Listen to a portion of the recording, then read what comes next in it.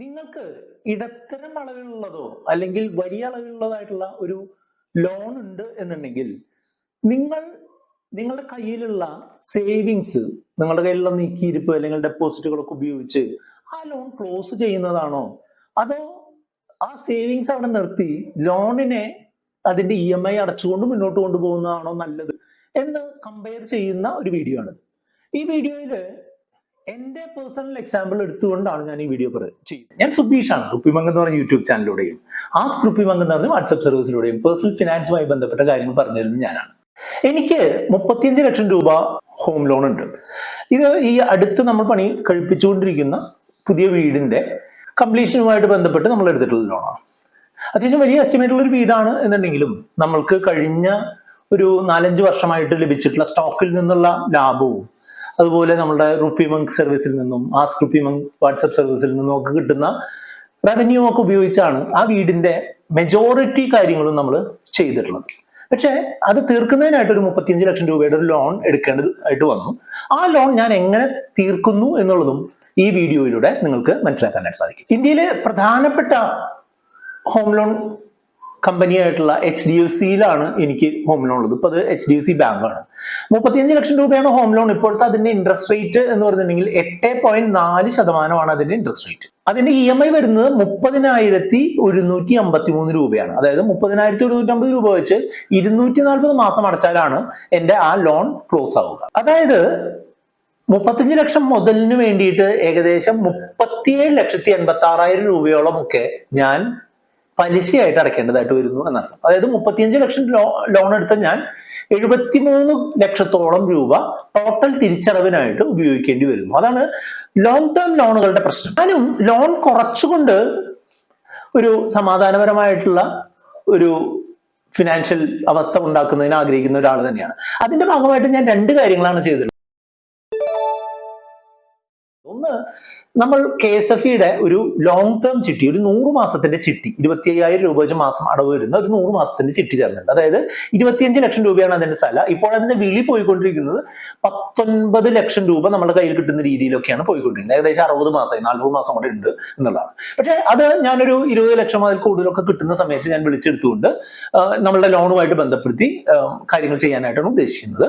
പിന്നെ നമ്മളുടെ കയ്യിൽ 2 ബോണ്ടുകളുണ്ട്. UP പവർ കോർപ്പറേഷന്റെ ബോണ്ട്, ഒരു 10 ലക്ഷം രൂപയുടെ ഒരു ബോണ്ട് ഉണ്ട്. അത് 2027 മെച്ചൂർ ആവുന്ന തരത്തിലുള്ള 9.7% ഒക്കെ പലിശ തരുന്ന ഒരു ബോണ്ടാണ്.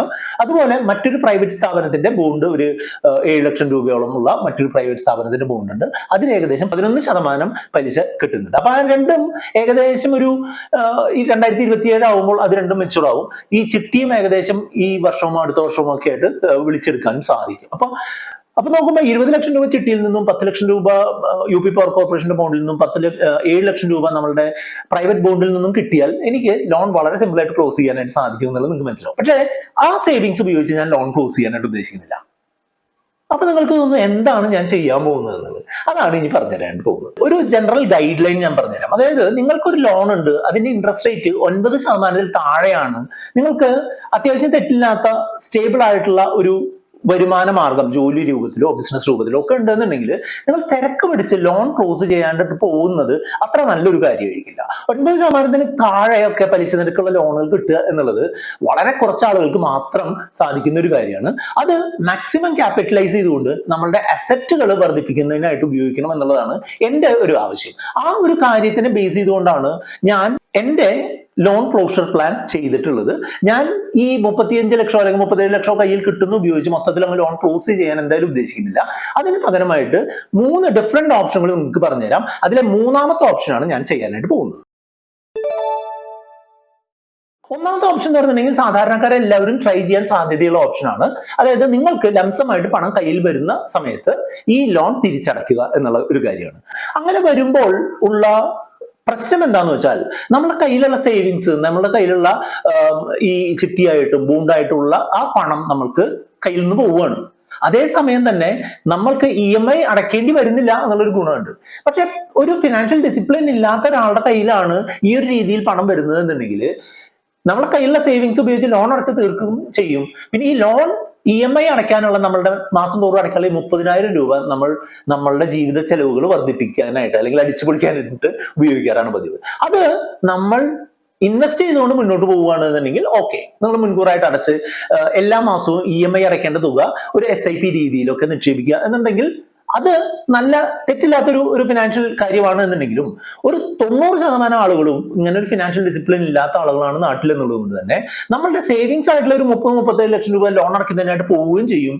നമ്മൾക്ക് ഈ മന്ത്ലി EMI അടയ്ക്കുന്ന ആ ഒരു എമൗണ്ട് നമ്മൾക്ക് കൂടുതലായിട്ട് കിട്ടുന്നു എന്നുള്ളതുകൊണ്ട് തന്നെ നമ്മുടെ ജീവിത ചെലവുകൾ അനിയന്ത്രിതമായിട്ട് വർദ്ധിക്കാനും ഇടയാവും. അപ്പൊ നമുക്ക് ഒരു സേവിങ്സ് ഇല്ലാത്ത ഒരു സിറ്റുവേഷൻ വരും. ലോൺ തീരും എന്നുള്ള സത്യം തന്നെ, പക്ഷെ നമുക്ക് ഇവൻച്വലി സേവിങ്സ് ഒന്നും ഉണ്ടായിരിക്കില്ല, ആകെ ഒരു വീട് മാത്രമേ ഉണ്ടായിരിക്കുള്ളൂ. അപ്പോൾ നിങ്ങൾ അങ്ങനെ ഒറ്റയടിക്ക് തീർക്കാൻ ഉദ്ദേശിക്കുന്ന ആളുകളാണ് എന്നുണ്ടെങ്കിൽ നിങ്ങൾ നല്ലൊരു മ്യൂച്വൽ ഫണ്ട് പോർട്ട്ഫോളിയോ ഉണ്ടാക്കിയിട്ട് ഈ 30,000 രൂപ 3-4 മ്യൂച്വൽ ഫണ്ടുകളിലായിട്ട് സ്പ്ലിറ്റ് ചെയ്തുകൊണ്ട് ഇടുകയാണ് വേണ്ടത്. അത് നമ്മൾക്ക് നമ്മളുടെ ആവശ്യങ്ങൾക്കും നമ്മളുടെ ഗോളുകൾക്കും ഒക്കെ അനുസരിച്ച് വേണം ചെയ്യാൻ. അത് ചെയ്യാനായിട്ട് നിങ്ങൾ ഡയറക്ഷൻ വേണമെന്നുണ്ടെങ്കിൽ നമ്മുടെ വാട്സ്ആപ്പ് നമ്പർ ആയിട്ടുള്ള 8848030018 നിങ്ങൾക്ക് കോൺടാക്ട് ചെയ്യാം. ഇങ്ങനെ നിങ്ങളൊരു 30,152 രൂപ നിങ്ങൾ 20 വർഷത്തേക്ക് മ്യൂച്വൽ ഫണ്ട് SIPകളിൽ നിക്ഷേപിക്കുകയാണ് എന്ന് കരുതുക. അത് ഒരു 12% നിരക്കിൽ ആനുവലി ഗ്രോ ചെയ്യുകയാണ് എന്നുണ്ടെങ്കിൽ അടുത്തൊരു 20 വർഷം കൊണ്ട് അത് എത്രയാവും അറിയാമോ? 3,27,27,000 രൂപയോളൊക്കെ അത് ആവും എന്നുള്ളതാണ് കണക്കുകൾ സൂചിപ്പിക്കുന്നത്. അപ്പോ നമ്മളുടെ ലോൺ ബാധ്യത മുൻകൂറായിട്ട് തീർക്കുന്നതിന്റെ ഒപ്പം തന്നെ നമ്മൾ ലോൺ അടയ്ക്കാൻ ആയിട്ട് മാറ്റി വെച്ചിട്ടുള്ള EMI തുക SIP രീതിയിൽ ഇൻവെസ്റ്റ് ചെയ്തുകൊണ്ട് 3 കോടിയോളം രൂപ 20 വർഷത്തിന് ശേഷം ഉണ്ടാക്കാൻ പറ്റുമെന്ന് പറഞ്ഞിട്ടുണ്ടെങ്കിൽ നമുക്കതൊരു അത്യാവശ്യ അസറ്റായി അല്ലെ.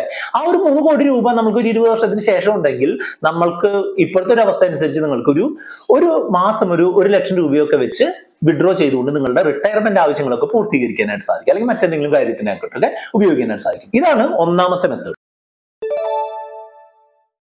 രണ്ടാമത്തെ മെത്തേഡിൽ ഞാൻ പറയുന്നത് എന്താണെന്ന് വെച്ചാൽ, നിങ്ങൾക്ക് കൃത്യമായിട്ട് ലോൺ അടച്ചുകൊണ്ട് മുന്നോട്ട് പോകാൻ സാധിക്കുന്ന ഒരു ജോലിയുണ്ട് അല്ലെങ്കിൽ വരുമാനം ഉണ്ട് എന്നുണ്ടെങ്കിൽ നിങ്ങൾ ഈ കിട്ടുന്ന ചിട്ടി കളിക്കുമ്പോൾ കിട്ടുന്ന പണമോ ബോണ്ട് മെച്ചൂർ ആകുമ്പോൾ കിട്ടുന്ന പണമോ നിങ്ങൾ ലോൺ അടച്ചു തീർക്കാനായിട്ട് ഉപയോഗിക്കരുത്.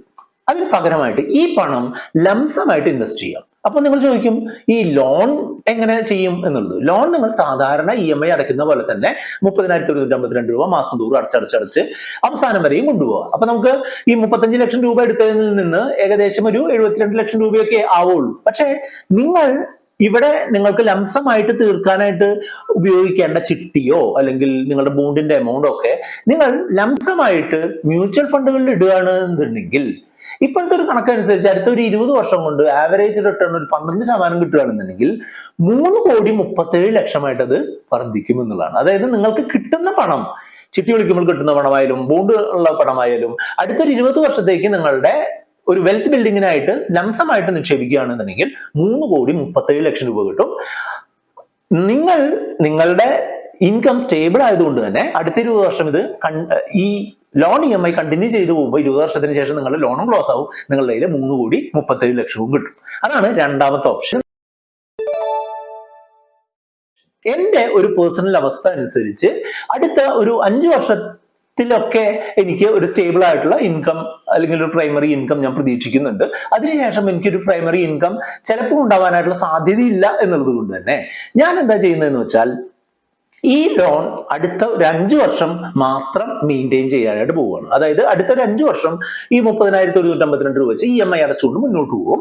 അതേസമയം തന്നെ നമുക്ക് ചിട്ടി ഇതിനിടയ്ക്ക് വിളിച്ചെടുക്കുകയും ബോണ്ടുകൾ മെച്ചൂർ ആവുകയും ഈ 2027 ബോണ്ടുകൾ മെച്ചൂർ ആകുമ്പോൾ അങ്ങനെ കിട്ടുന്ന എമൗണ്ട് നമ്മൾ 30% നമ്മളുടെ ബാലൻസ്ഡ് അഡ്വാൻറ്റേജ് ഫണ്ടുകളിലും മറ്റൊരു 30% ഹൈബ്രിഡ് ഫണ്ടുകളിലും മറ്റ് അഗ്രസീവ് ഹൈബ്രിഡ് ഫണ്ടുകളിലും 40% ഇൻഡെക്സ് ഫണ്ടുകളിലും എന്നുള്ള രീതിയിൽ ഒരു മിക്സ്ഡ് ആയിട്ട് നിക്ഷേപിക്കുകയും അതിൽ നിന്ന് SWP രീതിയിൽ മാസം ഒരു നിശ്ചിത എമൗണ്ട് 10,000 രൂപ ആദ്യത്തെ ഫണ്ടിൽ നിന്ന്, 10,000 രൂപ രണ്ടാമത്തെ ഫണ്ടിൽ നിന്ന്, 10,000 രൂപ മൂന്നാമത്തെ ഫണ്ടിൽ നിന്ന് ഓരോ മാസവും വിഡ്രോ ചെയ്തെടുക്കുകയും ചെയ്യാനായിട്ടാണ് ഞാൻ ഉദ്ദേശിക്കുന്നത്. അങ്ങനെ ചെയ്തു കഴിഞ്ഞിട്ടുണ്ടെന്നുണ്ടെങ്കിൽ എനിക്ക് 3-4 വർഷം കഴിഞ്ഞിട്ട് EMI പറ്റി ചിന്തിക്കേണ്ടതില്ല. EMI എങ്ങനെയാണ് തോന്നും, നമ്മൾ ചിട്ടി കിട്ടിയിട്ടും ബോണ്ട് കിട്ടിയിട്ടും ഒക്കെ അടച്ച് ലംസമായിട്ട് നിക്ഷേപിച്ചിട്ടുള്ള ഫണ്ടിൽ നിന്ന് സിസ്റ്റമാറ്റിക്കലി അതിൽ നിന്ന് വിഡ്രോ ചെയ്യുകയും EMI അടഞ്ഞു പോവുകയും ചെയ്യും. അതോടൊപ്പം തന്നെ നമ്മൾ EMI അടയ്ക്കുന്നതിന് പുറമെ ലാഭമായിട്ട് കിട്ടുന്ന അല്ലെങ്കിൽ ഗ്രോത്ത് ആയിട്ട് കിട്ടുന്ന എമൗണ്ട് ഈ ഫണ്ടുകളിൽ അക്യുമുലേറ്റ് ആയി 1,74,00,000 രൂപ നമുക്ക് ഉണ്ടാവുകയും ചെയ്യും. അതായത്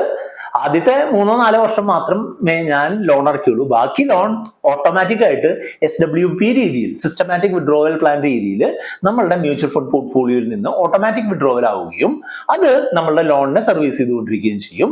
ഈ ലോണിനെ സർവീസ് ചെയ്യുന്നതിന് പുറമെ കിട്ടുന്ന എമൗണ്ട് നമ്മളുടെ ഗ്രോത്ത് ആയിട്ട് നമ്മൾ ഇപ്പോൾ ഒരു 12% ഒക്കെ അതിൽ നിന്ന് റിട്ടേൺ ആൻസിപ്പേറ്റ് ചെയ്ത് കഴിഞ്ഞാൽ നമ്മൾക്ക് 1.25 കോടി രൂപയോളം നമുക്ക് ലോൺ അടച്ചതിന് ശേഷം ബാലൻസ് ഉണ്ടാവുകയും ചെയ്യും. പലരും SWPകൾ നമ്മളുടെ റിട്ടയർമെന്റ് കോർപ്പസ് ഉണ്ടാക്കുന്നതിനായിട്ടും അല്ലെങ്കിൽ റിട്ടയർമെന്റ് കാര്യങ്ങൾക്കായിട്ടും ഒക്കെ ഉപയോഗിക്കാറുണ്ട്. അതുപോലത്തെ ഒരു മെത്തേഡാണിത്. അപ്പൊ ഇങ്ങനെ ഈ മൂന്നാമത്തെ മെത്തേഡ് ഉപയോഗിച്ചായിരിക്കും ഞാൻ മിക്കവാറും എന്റെ ലോണുകൾ സർവീസ് ചെയ്യുകയും ഞാൻ അതിന്റെ SWP മെത്തേഡ് വെച്ച് ലോണുകൾ സർവീസ് ചെയ്യുകയും ബാക്കിയുള്ള എമൗണ്ട് നമ്മുടെ കോർപ്പസ് ഫിൽ ചെയ്യുന്നതിനായിട്ട് ഉപയോഗിക്കുക എന്നുള്ളതാണ്. ഇതിൽ നിങ്ങൾ എപ്പോഴും ശ്രദ്ധിക്കേണ്ട കുറച്ച് കാര്യങ്ങൾ കൂടെ പറഞ്ഞ് ഞാൻ ഈ വീഡിയോ അവസാനിപ്പിക്കാം. ഒന്നാമത്തെ കാര്യം എന്താണെന്ന് വെച്ചാൽ ഈ ലോണുകളുടെ ഇപ്പോഴത്തെ ഇൻട്രസ്റ്റ് റേറ്റ് 8.4 ആണ്. ഈ ലോണുകൾക്ക് എപ്പോഴും ഒരേ രീതിയിലായിരിക്കില്ല ഇൻട്രസ്റ്റ് റേറ്റ്. ബാങ്കുകൾ ഇൻട്രസ്റ്റ് റേറ്റ് റിസർവ് ബാങ്കിന്റെ പണ അവലോകനത്തിനനുസരിച്ച് ഇൻട്രസ്റ്റ് റേറ്റ് കൂട്ടുകയോ കുറയ്ക്കുകയോ ചെയ്യും. സാധാരണ രീതിയിൽ കണ്ടിട്ടുള്ള എന്താണെന്ന് വെച്ചാൽ RBI റേറ്റുകൾ കൂട്ടുകയാണെന്നുണ്ടെങ്കിൽ നമ്മളോട് പറയാതെ തന്നെ ബാങ്കുകൾ ഇൻട്രസ്റ്റ് റേറ്റ് കൂട്ടും.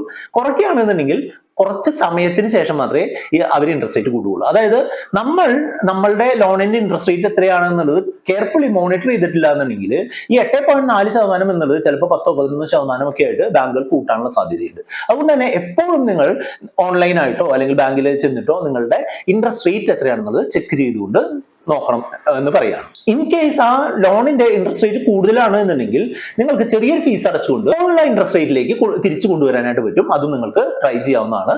ഇനി അങ്ങനെ ഇൻട്രസ്റ്റ് റേറ്റിലേക്ക് അവർ തിരിച്ചു കൊണ്ടുവരുന്നില്ല എന്നുണ്ടെങ്കിൽ താഴ്ന്ന ഇൻട്രസ്റ്റ് റേറ്റ് കിട്ടുന്ന ലോൺ നൽകുന്ന കമ്പനികളിലേക്ക് നിങ്ങൾക്ക് ലോൺ ട്രാൻസ്ഫർ ചെയ്യാനുള്ള സൗകര്യവും ഇപ്പോൾ അവൈലബിൾ ആണ്. അത്തരം സൗകര്യങ്ങൾ നിങ്ങൾ ഉപയോഗിക്കണം. നിങ്ങൾ EMI ഉണ്ട് എന്ന് കരുതി നിങ്ങൾ മറ്റുള്ള നിക്ഷേപങ്ങൾ നിർത്തരുത് എന്നുള്ളതാണ് മറ്റൊരു അഭിപ്രായം. അതായത് നിങ്ങൾക്ക് ഇപ്പൊ ഒരു 1 ലക്ഷം രൂപ വരുമാനം ഉണ്ട് എന്ന് കരുതുക. അതിലൊരു 30,000 രൂപ നിങ്ങളുടെ EMI പോകുന്നുണ്ട്, 40,000 രൂപ നിങ്ങളുടെ ചെലവുണ്ട്, ബാക്കി 30,000 രൂപ നിങ്ങൾ കൃത്യമായിട്ട് ഇൻവെസ്റ്റ് ചെയ്തുകൊണ്ട് മുന്നോട്ട് പോകണം എന്നുള്ളതാണ് രണ്ടാമതായിട്ട് നിങ്ങളോട് പറഞ്ഞു തരാനുള്ളത്. നിങ്ങളുടെ ഒരു ഇൻവെസ്റ്റ്മെന്റ് രീതിക്ക് അനുസരിച്ച് അല്ലെങ്കിൽ നിങ്ങളുടെ ഇൻവെസ്റ്റ്മെന്റ് പദ്ധതികൾക്ക് അനുസരിച്ച് നിങ്ങൾക്ക് ലംസമായി കിട്ടുന്ന തുകകൾ ഒന്നുകിൽ ലോൺ പ്രീപേ ചെയ്യാനോ അല്ലാന്നുണ്ടെങ്കിൽ ലംസമായിട്ട് ഇൻവെസ്റ്റ് ചെയ്തുകൊണ്ട് നിങ്ങൾക്ക് SWP രീതിയിലോ അല്ലെങ്കിലോ അല്ലാത്ത രീതിയിലോ ഒക്കെ നിങ്ങൾക്ക് ലോണിനെ മെയിൻറ്റെയിൻ ചെയ്ത് കൊണ്ടുപോകാനായിട്ട് നിങ്ങൾക്ക് ഉപയോഗിക്കാവുന്നതാണ്. അപ്പോൾ അത് ഓരോരുത്തരുടെയും പേഴ്സണൽ ചോയ്സ് ആണ്. നിങ്ങളുടെ പേഴ്സണൽ ഫിനാൻസ് അവസ്ഥയ്ക്ക് അനുസരിച്ച് നിങ്ങൾ എന്ത് ചെയ്യണം എന്നുള്ളതിന്റെ ഒരു ഡയറക്ഷൻ നിങ്ങൾക്ക് നമ്മളെ വാട്സ്ആപ്പ് ചെയ്ത് കഴിഞ്ഞാൽ നിങ്ങൾക്ക് കിട്ടുന്നതാണ്.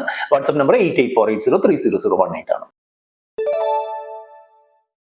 നാലാമത്തെ കാര്യം എന്താണെന്ന് വെച്ചാൽ ഒരു ലോൺ മുഴുവനായിട്ട് റീപേ ചെയ്ത് തീർക്കുക എന്നുള്ളത് അത്ര നല്ല ഓപ്ഷൻ അല്ല. അതിനുള്ള കാരണം എന്താണെന്ന് വെച്ചാൽ ഇപ്പൊ പേഴ്സണലി എന്റെ കാര്യം പറയുകയാണെങ്കിൽ ഞാനൊരു 30% ടാക്സ് ബ്രാക്കറ്റിൽ, ഏറ്റവും ഉയർന്ന ടാക്സ് ബ്രാക്കറ്റിൽ വരുന്ന ഒരാളാണ്.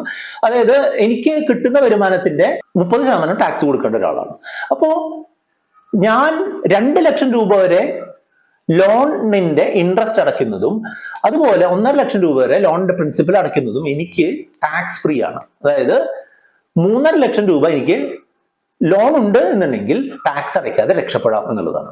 ഉയർന്ന വരുമാനമുള്ള ആളുകൾ വരുമാനമുള്ളിടത്തോളം കാലം ലോൺ സർവീസ് ചെയ്തുകൊണ്ട് മുന്നോട്ട് പോവുകയായിരിക്കും ടാക്സിന്റെ കാര്യത്തിൽ പറയുമ്പോൾ ബെനിഫിറ്റ് ആയിട്ടുള്ളത്. അതല്ല, ചെറിയ വരുമാനക്കാരൊക്കെയാണ്, നിങ്ങൾക്ക് വരുമാനം അത്ര സ്റ്റേബിൾ അല്ലാത്ത ആളുകളൊക്കെ ആണെന്നുണ്ടെങ്കിൽ prepayment option, full repayment option ഒക്കെ ഉപയോഗിക്കാം. പക്ഷെ നിങ്ങളുടെ ഇൻകം സ്റ്റേബിൾ ആണ്, നിങ്ങൾക്ക് കുറച്ച് നാളത്തേക്ക് ഇൻകം എന്തായാലും വരാനുള്ള സാധ്യതയുണ്ട്, നിങ്ങളുടെ ജോലി സ്ഥിരമാണ് എന്നൊക്കെയാണെന്നുണ്ടെങ്കിൽ നിങ്ങൾ മുൻകൂറായിട്ട് ലോൺ അടയ്ക്കുന്നത് അത്ര നല്ല കാര്യമായിരിക്കില്ല. ഇതിനെപ്പറ്റി എന്തെങ്കിലും കമന്റുകളോ ചോദ്യങ്ങളോ ഉണ്ടെന്നുണ്ടെങ്കിൽ നിങ്ങൾക്ക് വാട്സ്ആപ്പ് ചെയ്യാം. വീഡിയോ ലൈക്ക് ചെയ്യാനും കമന്റ് ചെയ്യാനും കൂട്ടുകാരുമായിട്ട് ഷെയർ ചെയ്യാൻ മറക്കരുത്.